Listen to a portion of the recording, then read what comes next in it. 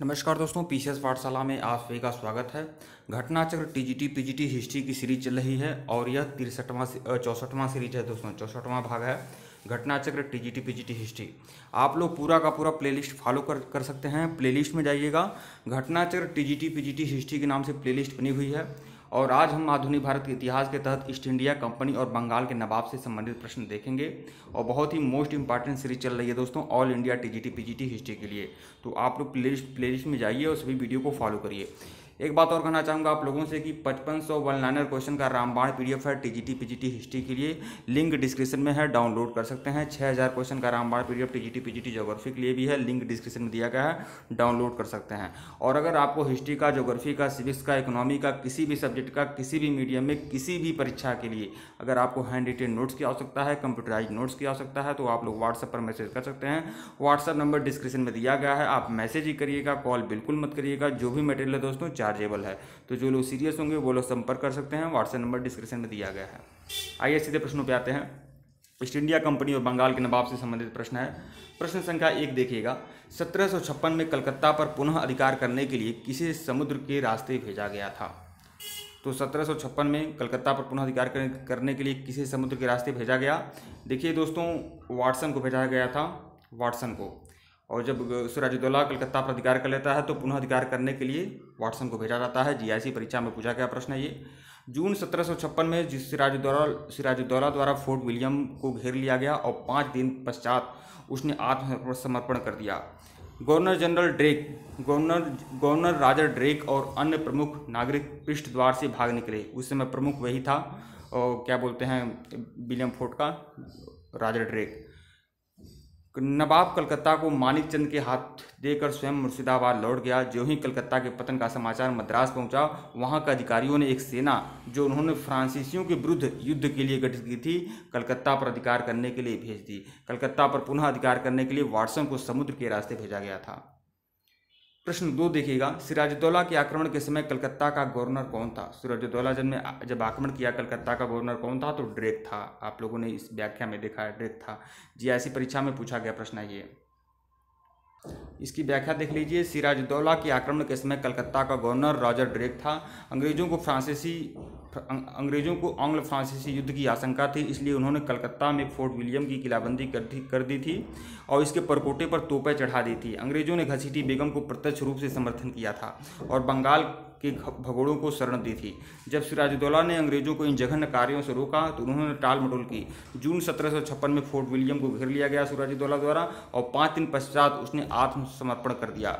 Governor राजा Drake व अन्य नागरिक पृष्ठ द्वार से भाग निकले। कौन समर्पण किया था? यह अंग्रेज समर्पण किए थे। नवाब कलकत्ता को मानिक चंद के हाथों देकर स्वयं मुर्शिदाबाद लौट गया। मानिक चंद उसका खास मित्र था, उसको देकर वह स्वयं मुर्शिदाबाद लौट जाता है। प्रश्न 3 देखिएगा, सिराजुद्दौला के कलकत्ता पर आक्रमण के समय वहां का गवर्नर कौन था? तो यही प्रश्न आपको 2 बार दोहरा रहा है, लेकिन यहाँ इस बार जीआईसी परीक्षा में आया हुआ प्रश्न 2015 में ड्रेक था। प्रश्न 4 देखिएगा, दूसरा हिंदू शासक जिस पर क्लाइव और मिर्जाफर ने अपने शासन के दौरान निगाह डाली थी वह उड़ीसा का शासक था। तो वह उड़ीसा का शासक था कृष्णराज। जीआईसी परीक्षा में आया हुआ प्रश्न है।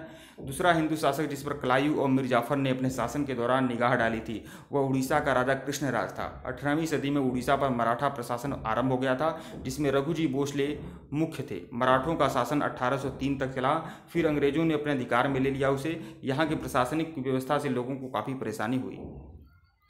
प्रश्न 5 देखिएगा, निम्नलिखित में से कौन सा गलत है? तो 1757 में प्लासी का युद्ध हुआ, सही। बक्सर का युद्ध 1764 में हुआ था। क्लाइव की द्वितीय गवर्नरशिप का काल जो था वह मई 1965 से फरवरी 17, यह तो वैसे के 1965 नहीं होगा, 1765 से शायद हम हो सकता है मिसप्रिंटिंग हो, 1765 से 1767 था। इलाहाबाद की जो संधि 1762 थी, तो यह तो गलत है। 1762 ये भी गलत है और यह 1965 लिखा हुआ है, मिसप्रिंटिंग की वजह से लिखा हुआ है। अगर यह 1765 से 1767 था तब शायद सही है, तो मिसप्रिंटिंग की वजह से हुआ होगा। यूपी जीआईसी परीक्षा में आया हुआ प्रश्न है, तो मिसप्रिंटिंग की वजह से हुआ है, इसलिए ये ऑप्शन सही कर रहा है। इसकी व्याख्या देख लीजिएगा। प्लासी का युद्ध 23 जून 1757 में क्लाइव ने बंगाल के नवाब सिराजुद्दौला को पराजित कर भारत में ब्रिटिश प्रभुत्व की नींव डाली थी। क्लाइव भारत में गवर्नर पद पर 1757 से 1760 तक और फिर 1765 से 1767 तक रहा। 22 अक्टूबर 1764 को अंग्रेजों ने मीर कासिम, अवध के नवाब सिराजुद्दौला और दिल्ली के मुगल सम्राट शाह आलम द्वितीय की शिमले सेना को बक्सर के युद्ध में परास्त कर दिया। इलाहाबाद की द्वितीय संधि जो हुई थी, देखिए प्रथम संधि जो हुई थी वह आप शाह आलम द्वितीय के साथ हुई थी, और द्वितीय संधि जो हुई थी अगस्त 1765 में हुई थी। 16 अगस्त 1765 को शाह आलम को अंग्रेजी संरक्षण में ले लिया गया और उसे इलाहाबाद में रखा गया। प्रश्न 6 देखिएगा, निम्नलिखित में से कौन सा युग्म सही सम्मिलित नहीं है? तो कौन सही सम्मिलित नहीं है? ब्लैक होल की घटना 20 जून 1756, प्लासी का युद्ध 23 जून 1757, बक्सर का युद्ध 22 अक्टूबर 1764, देवगांव की सदी 17 दिसंबर 1818, यह आपकी सही सम्मिलित नहीं है। यह 1803 में हुआ था, न कि 1818 में। तो जीआईसी सहायक अध्यापक परीक्षा 2018 में पूछा गया प्रश्न है। देवगांव की जो संधि हुई थी 17 दिसंबर 1803 को हुई थी, और यह भी सब सम्मिलित है। प्रश्न 7 देखिएगा, बंगाल सूबे का अंतिम गवर्नर कौन था जिसे मुगल बादशाह ने नियुक्त किया था? वह कौन गवर्नर जिसे मुगल बादशाह ने नियुक्त किया था? औरंगजेब ने मुर्शिद कुली खां था। जीआईसी परीक्षा में आया हुआ प्रश्न है। बंगाल सूबे का अंतिम गवर्नर मुर्शिद कुली खां था, जिसे मुगल बादशाह औरंगजेब ने 1701 में नियुक्त किया था। औरंगजेब की मृत्यु के बाद बंगाल मुर्शिद कुली खां के नेतृत्व में पूर्ण स्वतंत्र हो गया। मुर्शिद कुली खां ने 1704 में बंगाल की राजधानी को ढाका से हटाकर मुर्शिदाबाद में हस्तांतरित कर दिया। उसने बंगाल में नई भू राजस्व व्यवस्था के तहत तकावी ऋण प्रदान किए और इजारादारी प्रथा को बढ़ावा दिया। प्रश्न 8 देखिएगा, मुगल सम्राट के फरमान को कंपनी का मैग्ना कार्टा किसने कहा? तो मैग्ना कार्टा कहा था ऑर्म ने कहा था, ऑर्म महोदय ने। देखिए यहाँ पर ऑर्म लिखा है, इसने कहा था। जीआईसी परीक्षा 2009 में पूछा गया प्रश्न ये। मुगल सम्राट फर्रुख सियार द्वारा 1717 ईस्वी में जारी किए गए फरमान को ऑर्म महोदय ने ईस्ट इंडिया कंपनी का मैग्ना कार्टा कहा था। 1717 में मुगल सम्राट फर्रुख सियार ने एक फरमान जारी किया, जिसमें अंग्रेजों को 3000 रुपया वार्षिक कर के बदले में बंगाल में अतिरिक्त चुंगी दिए व्यापार करने के अधिकार की पुष्टि कर दी गई। 3000 रुपया दो और पूरा का पूरा बंगाल में मुक्त व्यापार करो।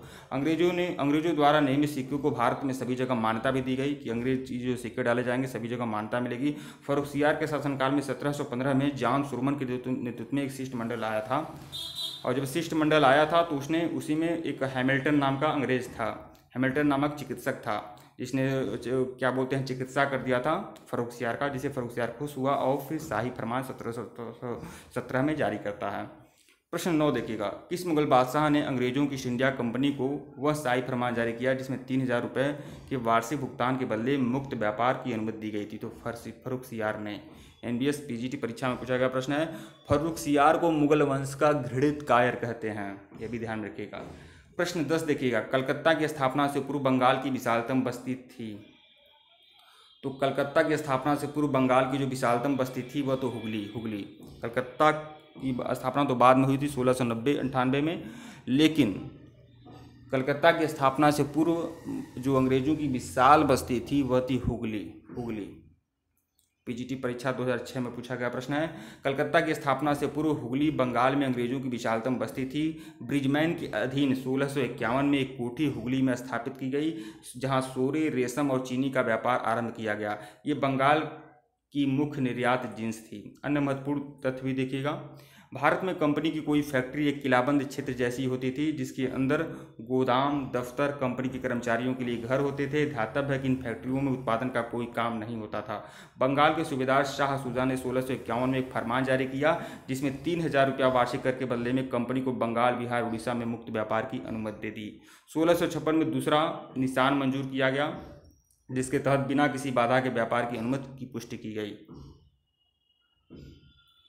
अगला प्रश्न देखिएगा, प्रश्न 11, सितंबर 1760 की संधि के द्वारा मीर कासिम ने निम्नलिखित में से कौन से 3 जिले दिए थे? जब मीर कासिम नवाब बना तो उसने बर्धमान, मिदनापुर और चटगांव जिले दिए थे अंग्रेजों को उपहार स्वरूप। सितंबर 1760 में अंग्रेज और मीर कासिम के मध्य एक संधि हुई, जिसके आधार पर मीर कासिम ने कंपनी को बर्धमान, मिदनापुर, चटगांव जिले देने की बात कही थी। अन्य महत्वपूर्ण तथ्य भी देखिएगा, सितंबर 1760 की संधि के अनुसार मीर कासिम ने सिलहट के चूना व्यापार में कंपनी को 50% मतलब आधा भाग कंपनी को सिलहट के चूनी व्यापार का आधा कंपनी को दे दिया मीर कासिम ने, और कंपनी को दक्षिण में अभियानों के लिए मतलब दक्षिण भारत के अभियानों के लिए 5 लाख रुपया और देना स्वीकार किया था। मीर कासिम ने अपनी राजधानी मुर्शिदाबाद से मुंगेर लेता गया, और फिर मीर कासिम ने एक कर लगाया था खिजरी जमा कर। जो अभी तक अधिकारियों द्वारा छुपाया जाता रहा था, लेकिन अब उसने प्राप्त किया था खिचड़ी जमा कर। प्रश्न 12 देखिएगा, ये प्रश्न आता है खिचड़ी जमा वाला, तो ध्यान रखिएगा। प्रश्न 12 देखिएगा, अंग्रेजों को दीवानी मिलने के समय निम्नलिखित में से बंगाल का नवाब कौन था? जब अंग्रेजों को दीवानी मिल गई तो उस समय बंगाल का नवाब कौन था? तो नजमुद्दौला था, नजमुद्दौला। नजमुद्दौला के बाद सैफुद्दौला आता है, सैफुद्दौला के बाद मुबारकदौला आता है। मुबारकदौला जो था वो सबसे अंतिम बंगाल का नवाब था। 12 अगस्त 1765 को इलाहाबाद की प्रथम संधि पर शाह आलम द्वितीय और बंगाल के नवाब नजमुद्दौला और क्लाइव ने हस्ताक्षर किए। इस संधि के अनुसार मुगल सम्राट शाह आलम द्वितीय ने 12 अगस्त के फरमान के जरिए बंगाल, बिहार, उड़ीसा की दीवानी कंपनी को दे दिया। इस प्रकार जब अंग्रेजों को बंगाल की दीवानी प्राप्त हुई, उस समय बंगाल का नवाब जो था वो नजमुद्दौला था। अन्य महत्वपूर्ण तथ्य भी देखिएगा, गुलाम हुसैन की अपनी पुस्तक थी सियारुल मुतखैरिन। इसमें इलाहाबाद की संधि की शर्तों को तय करने में उतना भी समय नहीं लगा जितना एक गद्दे को खरीदने में लगता है। यह सियारुल मुतखैरिन में गुलाम हुसैन लिखते हैं। इलाहाबाद की दूसरी संधि 16 अगस्त 1765 को हुई थी। पहली 12 अगस्त 1765 को और दूसरी जो हुई थी 16 अगस्त 1765 को। इलाहाबाद की द्वितीय संधि के अनुसार अवध का राज्य कड़ा और इलाहाबाद को छोड़कर बंगाल को नवाब को वापस कर दिया गया। सिर्फ अवध के नवाब से कड़ा और इलाहाबाद लिया गया और उसे मुगल सम्राट को दे दिया गया और बाकी राज्य अवध को वापस कर दिया गया। प्रश्न 13 देखिएगा, अंग्रेजों ने आधुनिक कलकत्ता की स्थापना कब की थी? तो 1690 में की थी। 1698 में इसका अच्छी तरह से पुनर्गठन किया था। तो टीजीटी परीक्षा 2002 में पूछा गया प्रश्न है। कासिम बाजार की फैक्ट्री के प्रमुख जाव चरनाक ने अंग्रेजी व्यापार केंद्र के लिए हुगली के स्थान पर सूतानाती को चुना। सूतानाती जो कलकत्ता का एक स्थल था। इस तरह से 1690 में जाव चरनाक ने अंग्रेजी बस्ती के रूप में कलकत्ता की स्थापना की। लेकिन 1690 में सूतानाती को चुना, लेकिन उसके बाद 1698 में देखिए 1698 में बंगाल का सूबेदार रहता है अजीम उस्सान। 1698 में अंग्रेजों को सूतानाती, कलकत्ता, गोविंदपुर ये तीनों गांव की जिम्मेदारी दे दी जाती है। इसके बदले में गांव के मालिकों को सिर्फ 1200 रुपया देना होता है। इंग्लैंड के सम्राट के सम्मान में सूतानाती, कोलकाता, गोविंदपुर की किलाबंदी व्यवसायिक प्रतिष्ठान का नाम किलाबंद करके एक व्यवसायिक प्रतिष्ठान का जो नाम रखा गया, ये फोर्ट विलियम रखा गया। 1700 में फोर्ट विलियम को देखिए 1700 ईस्वी में फोर्ट विलियम को पहला प्रेसिडेंसी नगर भी घोषित किया गया। तो पहला प्रेसिडेंसी नगर कौन था? तो फोर्ट विलियम था। प्रश्न 14 देखिएगा, अहमद शाह अब्दाली ने निम्नलिखित में से किस मुगल शासक के शासनकाल में सर्वप्रथम भारत पर आक्रमण किया था? तो मोहम्मद शाह के शासनकाल में किया था। अहमद शाह अब्दाली ने किसके शासनकाल में भारत पर आक्रमण किया था? तो मोहम्मद शाह के शासनकाल में सर्वप्रथम बात बोल रहा। देखिए ये मत सोचिएगा 1761 वाला पानीपत का तीसरा युद्ध की बात करिएगा।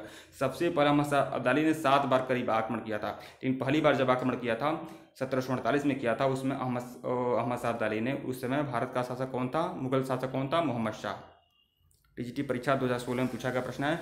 अहमद शाह अब्दाली अफगानिस्तान के दुर्रानी वंश का था तथा प्रारंभ में वह नादिर शाह के अधीन काम करता था। अपने स्वतंत्र शासन के दौरान उसने भारत पर कई बार आक्रमण किए थे। भारत पर सबसे पहला आक्रमण मुगल शासक मोहम्मद शाह के शासनकाल में 1748 में अहमद शाह अब्दाली करता है। प्रश्न 15 देखिएगा, क्लाइव ने एक व्यक्ति के जाली हस्ताक्षर का प्रयोग किया था। किस व्यक्ति का जाली हस्ताक्षर किया था क्लाइव ने? तो वाटसन का जाली हस्ताक्षर किया था। टीजीटी परीक्षा 2002 में पूछा गया प्रश्न है। नवाब के विरुद्ध षड्यंत्र का अमीचंद द्वारा भंडाफोड़ की बात कहने पर जब अमीचंद को मिलाया था क्या बोलते हैं क्लाइव, तो अमीरचंद नहीं मानता है। तो उसके बाद उसके साथ जालसाजी क्लाइव करता है। क्लाइव ने अमीरचंद से समझौता कर लिया। समझौते के 2 प्रारूप तैयार किए गए, सफ़ेद कागज और लाल कागज। जो सफ़ेद कागज था वही असली कागज था, लाल कागज जो था नकली कागज था। तो सफ़ेद कागज पर तो क्या बोलते हैं वाटसन के दस्तखत होते हैं, लेकिन लाल कागज जिससे वह अमीरचंद से समझौता करता है उस पर वह वाटसन का नकली क्या हस्ताक्षर कर देता है क्लाइव। अमीरचंद के मांगों का उल्लेख केवल लाल कागज पर था। वाटसन ने केवल सफ़ेद कागज पर हस्ताक्षर किए थे। लाल प्रारूप पर क्लाइव ने वाटसन के नकली हस्ताक्षर बना दिए और उसे अमीरचंद को दे दिया। नवाब के विरुद्ध षड्यंत्र में नवाब का सेनापति मीर जाफर, यार लतीफ़ खां और दीवान राय दुर्लभ और बंगाल का सबसे बड़ा बैंकर जगत सेठ भी शामिल था। यह 4-5 लोग शामिल थे। मार्च 1757 में अंग्रेजों ने फ्रांसीसियों से चंद्रनगर छीन लिया था।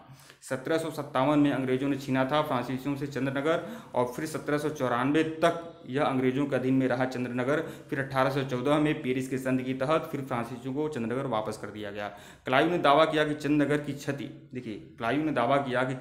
की क्षति फ्रांसीसियों के लिए इतनी भयंकर सिद्ध हुई कि जिसे व्यक्त नहीं किया जा सकता। प्रश्न 16 देखिएगा, बंगाल में ब्लैक होल की घटना किस नवाब के समय में हुई थी? तो सिराजुद्दौला के समय में हुई थी 20 जून 1756 को। पीजीटी परीक्षा 2003 में पूछा गया प्रश्न है। ब्लैक होल की घटना 20 जून 1756 को कलकत्ता में घटी। इस समय बंगाल का नवाब सिराजुद्दौला था। वह अलीवर्दी खां का दौहित्र मतलब पुत्री का पुत्र मतलब नाती था। हालवेल के अनुसार नवाब ने 20 जून की रात 146 अंग्रेज कैदियों को 18 फुट लंबे 14 फुट 10 इंच चौड़े कमरे में बंद कर दिया। अगले दिन हालवेल सहित 23 व्यक्ति जिंदा बचे, मतलब 146 लोगों को बंद किया जिसमें से 23 लोग ही जिंदा बचे और उसी में से एक हालवेल था जो यह घटना लिखा। हालांकि यह घटना मनगढ़ंत भी कही जाती है। अन्य महत्वपूर्ण तथ्य भी देखिएगा, इतिहासकार गुलाम हुसैन ने अपनी पुस्तक सियारुल मुत्खरीन में ब्लैक होल की घटना का कोई जिक्र नहीं करते हैं। अलीनगर की जो संधि होती है 9 जून 1757 को होती है क्लाइव और सिराजुद्दौला के मध्य। अलीनगर सिराजुद्दौला कलकत्ता को दिया गया नाम था। जब कलकत्ता पर क्या बोलते हैं अधिकार कर लेता है सिराजुद्दौला तो उसका नाम अलीनगर रख लेता है। प्रश्न 17 देखिएगा, काल कोठरी त्रासदी किसे बंदी बनाए जाने से संबंधित थी? अंग्रेजों से को बंदी बनाए जाने से संबंधित थी काल कोठरी त्रासदी। जीआईसी परीक्षा 2009 में पूछा गया प्रश्न है ये। प्रश्न 18 देखिएगा, काल कोठरी की घटना कहाँ घटी थी? तो काल कोठरी की घटना कहाँ घटी थी? तो कलकत्ता में घटी थी। पीजीटी परीक्षा 2004 में पूछा गया प्रश्न है ये। प्रश्न 19 देखिएगा, ब्लैक होल की दुर्घटना कब हुई थी? 20 जून 1756 को। 20 जून 1756, हाँ 20 जून 1756 को हुई थी। टीजीटी परीक्षा 2009 में पूछा गया प्रश्न है ये। प्रश्न 20 देखिएगा, ब्लैक होल की दुखद घटना के समय बंगाल का नवाब कौन था? तो सिराजुद्दौला था। टीजीटी परीक्षा 2004 में पूछा गया प्रश्न है। ठीक है दोस्तों, वीडियो को लाइक और चैनल को सब्सक्राइब करेगा। इसके पहले का वीडियो नहीं देखे हैं तो प्लेलिस्ट में जाइएगा। घटनाचक्र टीजीटी पीजीटी हिस्ट्री के नाम से प्लेलिस्ट बनी हुई है, प्लेलिस्ट में जाइए, सभी वीडियो को फॉलो करिए। धन्यवाद आप लोग को। नमस्कार दोस्तों, पीसीएस पाठशाला में आप सभी का स्वागत है। घटनाचक्र टीजीटी पीजीटी हिस्ट्री की यह 65वीं सीरीज है दोस्तों। अगर इसके पहले का वीडियो अगर आप लोगों ने नहीं देखा है तो प्लेलिस्ट में जाइएगा। घटनाचक्र टीजीटी पीजीटी हिस्ट्री के नाम से प्लेलिस्ट बनी हुई है। 5500 ऑनलाइन क्वेश्चन का रामबाण पीडीएफ है दोस्तों। टीजीटी पीजीटी हिस्ट्री के लिए लिंक डिस्क्रिप्शन में दिया गया है, डाउनलोड कर सकते हैं। 6000 क्वेश्चन का रामबाण पीडीएफ है। टीजीटी पीजीटी ज्योग्राफी के लिए लिंक डिस्क्रिप्शन में दिया गया है, डाउनलोड आप कर सकते हैं। और अगर आपको किसी भी परीक्षा के लिए किसी भी सब्जेक्ट का किसी भी मीडियम में हैंड रिटेन नोट चाहिए, कंप्यूटराइज नोट चाहिए तो आप लोग हमारे व्हाट्सएप पर मैसेज कर सकते हैं। व्हाट्सएप नंबर डिस्क्रिप्शन में दिया गया है। जो भी मटेरियल है दोस्तों चार्जेबल है और सारे नोट्स पीडीएफ आपको मिल जाएंगे हर किसी भी परीक्षा के लिए, टीजीटी पीजीटी विशेष करके। आइए सीधे प्रश्नों पे आते हैं। प्रश्न संख्या 21 देखिएगा, किस तिथि को अंग्रेजों ने कलकत्ता पर पुनः अधिकार कर लिया? तो 2 जनवरी 1757 को अंग्रेजों ने कलकत्ता पर पुनः अधिकार कर लिया। जब सिराजुद्दौला ने अधिकार किया था उस समय जून 1756 में सिराजुद्दौला ने कलकत्ता पर अधिकार किया। उसके बाद अंग्रेजों ने पुनः अधिकार कर लिया था 2 जनवरी 1757 को। पीजीटी परीक्षा 2002 में पूछा गया प्रश्न है। अंग्रेजों ने 2 जनवरी 1757 को कलकत्ता पर पुनः अधिकार कर लिया। अन्य महत्वपूर्ण तथ्य भी देखिएगा, अलीनगर की संधि के अनुसार नवाब ने अंग्रेजों को वह अधिकार पुनः प्रदान किए जो उसने फर्रुखसियार के फरमान द्वारा मिला हुआ था। अलीवर्दी खान ने यूरोपियों की तुलना मधुमक्खियों से की और कहा कि यदि इन्हें छेड़ा जाए तो यदि इन्हें न छेड़ा जाए तो शहद देंगी, यदि छेड़ा जाए तो काट काट कर मार डालेंगे। यह वक्तव्य जो था यह अलीवर्दी खान का था। मुर्शिद कुली खान ने भूमि बंदोबस्त में इजारेदारी प्रथा प्रारंभ किया था। इजारेदारी व्यवस्था का जनक कौन था? मुर्शिद कुली खां था। प्रश्न 22 देखिएगा, बंगाल के किस नवाब ने यूरोपियों की तुलना मधुमक्खियों से की? तो अलीवर्दी खान ने की थी। और जीआईसी प्रवक्ता परीक्षा और यह 2009 में पूछा गया प्रश्न है। प्रश्न 23 देखिएगा, 1717 ईस्वी के फरमान के द्वारा अंग्रेजी कंपनी को कौन सी सुविधा नहीं मिली? तो कौन सी सुविधा नहीं मिली थी? तो 1717 के फरमान द्वारा यह फर्रुखसियार ने फरमान जारी किया था। 3000 वार्षिक कर के बदले में व्यापार की सुविधा मिली थी। कोई अतिरिक्त चुंगी देने की आवश्यकता नहीं थी, बिल्कुल नहीं थी। 3000 के बाद आप कोई चुंगी नहीं देंगे। अगला देखिएगा, कलकत्ता के आसपास अतिरिक्त जमीन लेने की अनुमति मिल गई, यह भी सही है। 3 साल बाद यही अधिकार अन्यत्र भी देने का आश्वासन दिया गया, यह सही नहीं है। तो पीजीटी परीक्षा में पूछा गया प्रश्न है ये। कंपनी के एक योग्य चिकित्सक विलियम हैमिल्टन, जिसने सम्राट फर्रुखसियार को एक प्राण घातक फोड़े से निजात दिलाई थी, की सेवा से खुश होकर 1717 में ईस्ट इंडिया कंपनी के एक फरमान जारी किया जिसके द्वारा बंगाल में कंपनी को 3000 रुपया वार्षिक कर देने पर निःशुल्क व्यापार का अधिकार मिल गया। कंपनी को कलकत्ता के आसपास भूमि किराए पर लेने का भी अधिकार मिल गया। कंपनी द्वारा बम्बई की टकसाल में जारी किए गए सिक्के को मुगल साम्राज्य में मान्यता मिली और सूरत में 10,000 रुपया वार्षिक कर देने पर निःशुल्क व्यापार का अधिकार भी मिल गया कंपनी को। अगला प्रश्न देखिएगा, प्रश्न संख्या 24, राज दरबार में भेजे गए ईस्ट इंडिया कंपनी के प्रतिनिधि के साथ कौन से सर्जन गए थे जो सम्राट फर्रुखसियार को उनके कष्टदायी करों से मुक्त कराने का प्रयासरत थे? तो वह गया था हैमिल्टन, और इसी की सेवा से खुश होकर इसने अंग्रेजों को रियायत दी थी। प्रश्न 25 देखिएगा, बंगाल में मुक्त व्यापार का फरमान अंग्रेजों को प्राप्त हुआ था 1717 ईस्वी में। प्रश्न 26 देखिएगा, सिराजुद्दौला के उपरांत अंग्रेजों ने बंगाल का नवाब किसे बनाया? तो सिराजुद्दौला के बाद मिर्जाफर बना था। प्लासी का युद्ध 23 जून 1757 में सिराजुद्दौला के पराजय के बाद अंग्रेजों ने मीर जाफर को बंगाल का नवाब बनाया। इस उपलक्ष्य में उसने अंग्रेजों को उनकी सेवाओं के बदले 24 परगने की जिम्मेदारी से पुरस्कृत किया। जब मीर जाफर बंगाल का नवाब बना तो उसने अंग्रेजों को 24 परगने की जिम्मेदारी दिया। कर्नल माल्सन ने लिखा है कि कंपनी के अधिकारियों को अब एक ही उद्देश्य था कि जितना लूट सको लूट लो। मीर जाफर सोने की एक थैली है जिसमें जब जी चाहो चाहे हाथ डाल लो। तो कर्नल माल्सन ने इस विषय पर यही लिखा है। 1740 में अलीवर्दी खान ने बंगाल के नवाब सरफराज खां को गिरिया के युद्ध में परास्त कर बंगाल की सूबेदारी प्राप्त की थी 1740 में। यह बिहार का नवाब था अलीवर्दी। मराठा सरदार रघु जी से 1751 में चंद के द्वारा अलीवर्दी खान ने मराठों को उड़ीसा प्रांत दे दिया और 12 लाख रुपया वार्षिक चौथ देना भी स्वीकार किया। प्रश्न 27 देखिएगा, प्लासी के युद्ध में अंग्रेजों ने हराया था, किसे हराया था? तो सिराजुद्दौला को हराया था। प्लासी का युद्ध 23 जून 1757 में रॉबर्ट क्लाइव के नेतृत्व में अंग्रेजों ने बंगाल के नवाब सिराजुद्दौला को पराजित किया था। युद्ध के परिणाम स्वरूप अंग्रेजों का पूरे बंगाल पर नियंत्रण हो गया। क्लाइव ने मिर्जाफर को बंगाल का नवाब बनाया और नवाब बनने के बाद मिर्जाफर ने बंगाल को उनकी सेवाओं के लिए 24 परगने की जिम्मेदारी दिया और 2,34,000 पाउंड की निजी भेंट दी थी क्लाइव को। मीर जाफर के बाद मीर कासिम को बंगाल का नवाब नियुक्त किया गया था। मीर कासिम ने नवाब बनने के वजह में जब मीर कासिम बंगाल का नवाब बना तो उसने बर्दमान, मिदनापुर और चटगांव की दीवानी अंग्रेजों को दी थी और सिलहट के चूना व्यापार में कंपनी को 50% दिया। इसने अपनी राजधानी मुर्शिदाबाद से मुंगेर ले गया था। मीर कासिम 22 अक्टूबर 1764 को बक्सर का युद्ध हुआ था। देखिए 22 अक्टूबर 1764 को हेक्टर मुनरो के नेतृत्व में अंग्रेजी सेना ने बक्सर के युद्ध में नवाब की संयुक्त सेना को पराजित किया था। बक्सर के युद्ध में विजय के बाद ही भारत में वास्तविक रूप से ब्रिटिश प्रभुसत्ता स्थापित हुई। प्रश्न 28 देखिएगा, सिराजुद्दौला लॉर्ड क्लाइव से किस युद्ध में पराजित हुआ था? तो प्लासी के युद्ध में। पीजीटी परीक्षा 2013 में पूछा गया प्रश्न है ये। अगले प्रश्न पे आइएगा। प्रश्न संख्या 29 देखिए, अंग्रेजी फौज को किसके द्वारा अतिरिक्त भत्ता, दुगुना भत्ता दिया गया? तो जब मीर जाफर नवाब बना तो उसने कंपनी को अतिरिक्त भत्ता मतलब दुगुना भत्ता दिया था कंपनी के सैनिकों को। टीजीटी परीक्षा 2004 में पूछा गया प्रश्न है। प्लासी के युद्ध 23 जून 1757 में विजय के पश्चात क्लाइव ने 29 जून 1757 को 23 जून को प्लासी का युद्ध हुआ था, 29 जून को मिर्जाफर नवाब बन गया। तो 29 जून 1757 को मिर्जाफर को बंगाल के नवाब के पद पर आसीन कराया गया। बंगाल की नवाबी प्राप्त करने के उपलब्ध में मिर्जाफर ने कंपनी को 24 परगने की जिम्मेदारी दिया और कंपनी सेना को अतिरिक्त भत्ता दिया और बंगाल के सभी फ्रांसीसी बस्तियों को जाफर ने अंग्रेजों को सौंप दिए। जो भी फ्रांसीसी बस्तियां थीं उसको भी मिर्जाफर ने अंग्रेजों को सौंप दिए। मुर्शिदाबाद में मिर्जाफर को कर्नल क्लाइव का गीदड़ कहा जाता है। ये जिस तरह से चापलूसी करता था मिर्जाफर, इसकी वजह से मुर्शिदाबाद के जो लोग थे वह कर्नल क्लाइव का गीदड़ कहते थे मिर्जाफर को। मिर्जाफर ने अंग्रेजों को इतने अधिक धन दिए कि उसे अपने महल के सोने चांदी के बर्तन भी बेचने पड़े। मिर्जाफर ने क्लाइव को मुगल सम्राट आलमगीर द्वितीय से उमरा की उपाधि दिलवाई थी। उमरा की उपाधि दिलवाई थी। प्रश्न 30 देखिएगा, सन 1757 में सिराजुद्दौला को पराजित किया गया था। लॉर्ड क्लाइव ने किया था पराजित। पीजीटी परीक्षा 2004 में पूछा गया प्रश्न है। लॉर्ड क्लाइव ने कूटनीति का सहारा लेकर प्लासी के युद्ध में 23 जून 1757 में सिराजुद्दौला को पराजित किया। प्लासी के युद्ध में मिर्जाफर को नवाब का पद दिया गया। बदले में उसने कंपनी को 24 परगने की जिम्मेदारी दी थी। क्लाइव को 2,34,000 पाउंड का निजी उपहार दिया और 50 लाख रुपया वह सैनिकों को दिया। बंगाल के कवि नवीन चंद्र सेन के अनुसार प्लासी के युद्ध के बाद भारत के लिए शाश्वत दुख की काली रात, यह बात नवीन चंद्र सेन ने कहा था। बंगाल के कवि थे, उन्होंने यह मंतव्य दिया था। ब्रिटिश इतिहासकार पर्सियल स्पीयर ने लिखा है, यह खुली और निर्लज्जतापूर्ण लूटपाट का युग है, यह डाकुओं का राज्य है, ऐसा पर्सियल स्पीयर ने भी कहा था।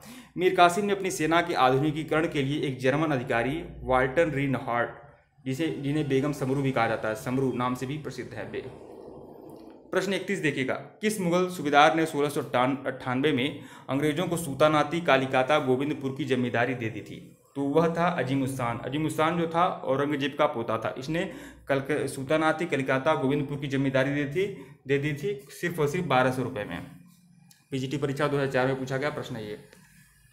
बंगाल के मुगल सूबेदार अजीमुस्तान ने 1698 में अंग्रेजों को सुल्तानाती कलिकाता और गोविंदपुर की जमींदारी सौंप दी थी, जिसके बदले में इन गांवों के मालिकों को 1200 रुपये देने पड़े और इंग्लैंड के सम्राट के सम्मान में इस किलाबंद व्यावसायिक प्रतिष्ठान का नाम फोर्ट विलियम रखा।